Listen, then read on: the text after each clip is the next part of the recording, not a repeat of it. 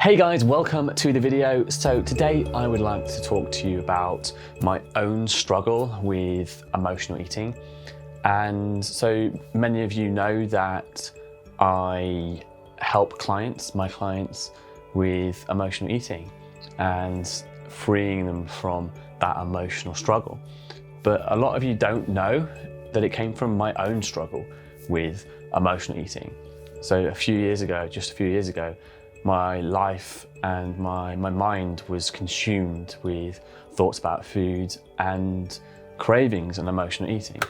And that's what led me to basically helping people with the same problem. I solved it for myself, and understanding the problems that people are going through and understanding how much it consumes you up here led me to want to basically share my knowledge and my method with as many people as possible.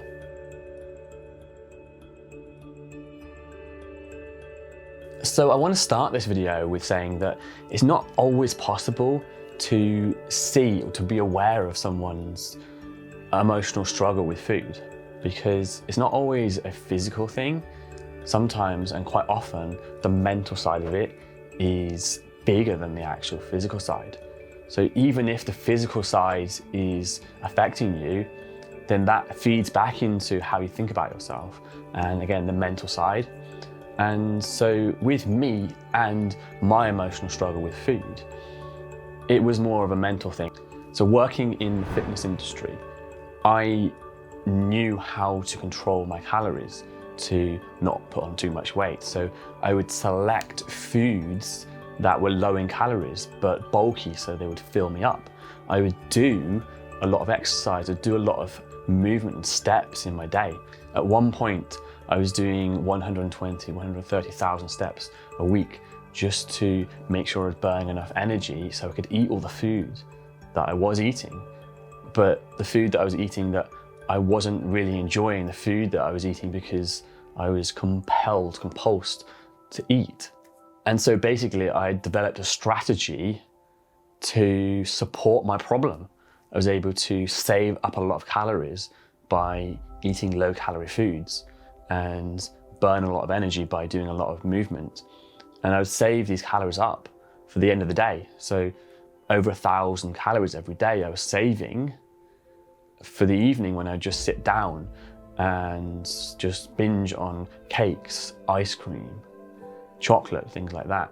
And I wasn't really enjoying the food. It was just something to consume my mind and something to make me feel like I was doing something, and something to get rid of that urge, that uncomfortable feeling.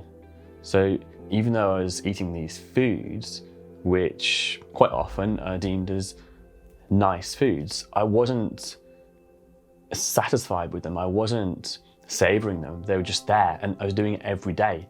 So it just became part of my life. And of course, there's the health aspect of this as well, of what does eating that much sugar with so few nutrients do to you? So it was becoming a real big problem. And it all came from counting calories and logging the food in apps such as MyFitnessPal. And there are other apps as well, but this is the one I particularly used.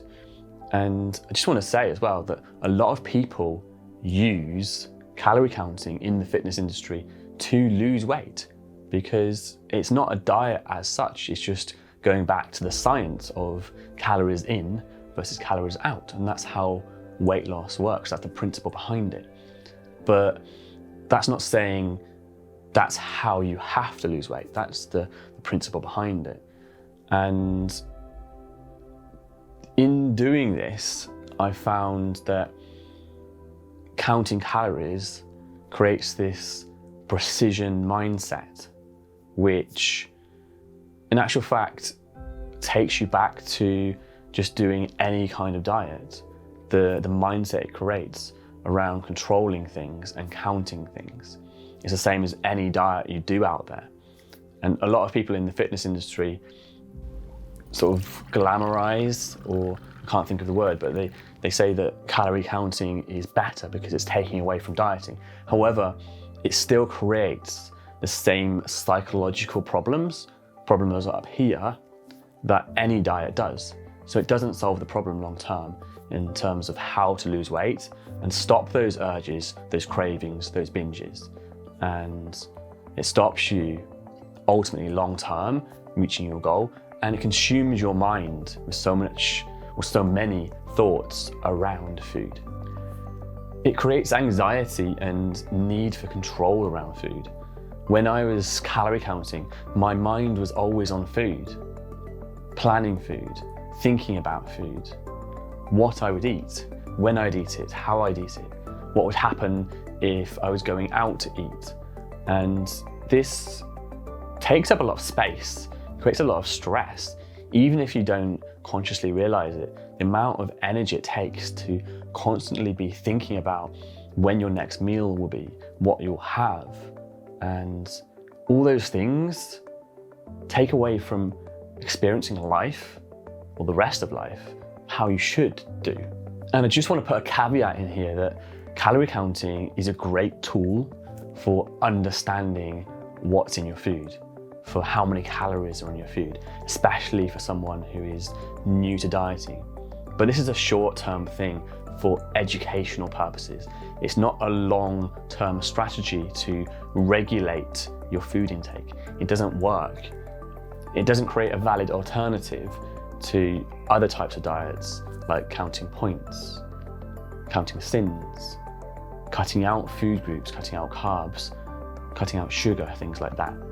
The precision mindset over calorie counting creates internal pressure up here. The need to eat to the nearest gram or the nearest calorie. The thought at the end of the day of, I've got 50 calories left, what do I have? Or I've gone over by 100 calories and feeling bad because of that. When in actual fact, these numbers are so small, they have no meaning and they don't mean anything. You haven't failed, you haven't succeeded. They're so small in terms of your overall diet. But because of the precision mindset you have around it, they start to contribute to the way you feel and that internal pressure that goes on up here. You start being ruled by the numbers, and you develop strategies to make life easier for yourself. So I was eating the same foods day in, day out, so I didn't have to think so much about how much was in the food and what I had to log. And without really realizing it, food became boring. I wasn't eating the foods that I wanted to eat. I wasn't eating variety. And I was deciding on what to eat based on the calorie amount rather than if I'd enjoy the food. And I would never eat foods that I really enjoyed because I would think it's not worth it. There's fewer calories in this other food, so I can save the calories to eat something like chocolate or cake later on in the day. There were foods I was missing out on because they weren't calorie efficient. I'd eat a lot of things like mushrooms, for example, because they're very low in calories, but very bulky, so they would fill me up. I would drink diet drinks, so my stomach was full. And then I'd have a lot of calories left over at the end of the day, so I could sit down and just eat and eat and eat. And then I'd feel overly full and stuffed. And I wasn't really enjoying it, but I just had the compulsion. I felt the need to do it. And this would affect my sleep as well, because I was eating all this food late at night. So I was stuffed and I just didn't sleep as well. So this would affect my next day. And from the outside, everything looked normal, because like I said, I was able to control my body weight by eating certain foods, doing a lot of exercise. So from the outside, it looked normal, but up here, there was so much internal pressure and stress, and the thoughts were not helping me enjoy life as much as I wanted to. Areas of my life that I wanted to think more about, the food was taking up space in my mind. And at the time I didn't really realize it. I thought I was doing the right thing. I felt like I was working towards my goal, maintaining my weight, and I felt I was happy. But only now, after coming through it, do I realize how much time, effort, and energy was focused on all that food, and I wasn't enjoying it either. I thought I was. And people that saw me eating all this food when I was out, they thought it was some kind of party trick, and they would offer me more food, offer me more cake, offer me more like junk food. And because they thought I enjoyed it, and I did, but I thought I did. But yeah, like I wanted to eat it, but then in the whole time, it's that uncontrollable eating. And the thing with calorie counting is that it teaches you to lose trust in your hunger signals. So it teaches you to listen to your body less, because the whole point is you're hitting numbers, you're not eating when you're hungry, you have a calorie target for the day. And so you end up starting to eat, or allowing yourself to eat, when you're not really hungry. The problem with this is you're stuck. You can't not calorie count, because when you don't calorie count, you're wanting to eat all the time. So you need the calorie counting then to feel like you're sticking to the numbers, because if not, you just feel like you want to eat all the time, and you might ruin any progress you've made. And this ties you in even more to the process. And I started fasting as well to save up calories. So if I had an event or a party or something to go to, I would save up calories. So I knew when I went, I could just let myself go and not even think, because I had so many calories saved up that I wasn't going to hit that number anyway. So I could just have whatever I wanted. And thinking back, this is a terrible mindset, because why should you need to do that? And what is that telling yourself? So I remember going to a Christmas event where I had a Christmas dinner, and then afterwards there was dessert, and I had 7 helpings of the dessert. And people around me thought it was wonderful that I could do that. And it was a funny thing, because I was able to eat so much, again, like a party trick. But the reason behind that was the serious reason, and whether I was actually enjoying the food. I remember it, but not because I enjoyed it, more because of the significance around, like how that got, like the seriousness of that. And also around that time, I went to a restaurant with friends, an all-you-can-eat restaurant. And I remember some friends leaving early, or leaving before me, because I was still there eating several hours later, because of the disattachment to the hunger signals. I could just eat and eat and eat. And I didn't have that real full feeling, that satisfied feeling. But at the same time, I wasn't enjoying the food, and it wasn't savored. And I do unnecessary things as well. So when I used to use a Fitbit and it was bedtime and I look at the Fitbit, if I hadn't hit my daily steps, I'd then get up and do the last few steps, maybe several hundred steps, by just walking around the house or jumping up and down the spot, which was completely unnecessary, because these numbers, they're so small, they don't make a difference. But it makes a difference to behavior and how you feel, and the feeling of stress of I haven't hit that number. So you can see how it consumes your life. And when I made food, I wouldn't eat it until I'd logged how many calories were in it. So I'd take 5-10 minutes to work out all the ingredients and what I put into that food. And again, that took away from enjoying the food and that internal pressure of I can't eat it until I know what's in it. And it wasn't about enjoying that food, that meal. It was about how many calories I had left over to eat the cake, the ice cream, etc. afterwards.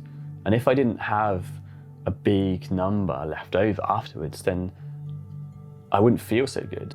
And it would make me want to restrict the other things in my day even more. And so it all like ties together into this sort of really unhealthy relationship with food. But now, how are things different? So I realized I could get the same results without tracking anything, not calories, not steps, not movement. And I'm exactly the same in terms of body weight and body composition and my goal. So taking away from the precision mindset and making it less precise, nothing has changed for me. I'm the same weight. I haven't changed in terms of my results, but up here has become so much freer. My mindset has changed so much, and my thoughts are free for other things, to enjoy life in other ways. I can eat foods that before I would decide not to, because like I said, they weren't calorie efficient. And I can enjoy the food and really savor it, especially those treat foods as well. When I have those now, I can really savor them. And I've stopped wearing Fitbit, and instead I can wear a normal watch, a nice watch, because I don't need to track my movement. And all these little things add up to create so much, an experience of life that's so much richer and better. And I now eat when I'm hungry as well. And when I go out for meals, I don't feel like I need to overeat, because I eat to enjoy the food and to be satisfied and really savor it. And also the experience of being with people eating food. And so again, it comes back to the feeling and why you're there, and the richness and experience of life when you have control over your eating and over your food. So I'd like to end this video by saying that I know a lot of people count calories to control their food intake. So just take a second to consider how that's affecting you up here, and that precision and control that comes from doing that, how it affects your goal. So if you haven't reached your goal yet, understand how all that precision and control and the feeling of being boxed in contributes to not going forward. And throughout my own journey, I've developed the understanding and the empathy of how being so controlled by food affects you. And that is what has taken me on the journey to helping other people do the same. So that is why one of the biggest things I help my clients do is get over their emotional eating and lead a freer, happier life, and just enjoy the world around them, experience the world around them in a bigger and more fulfilling way. So that is my story, and that is why I do what I do.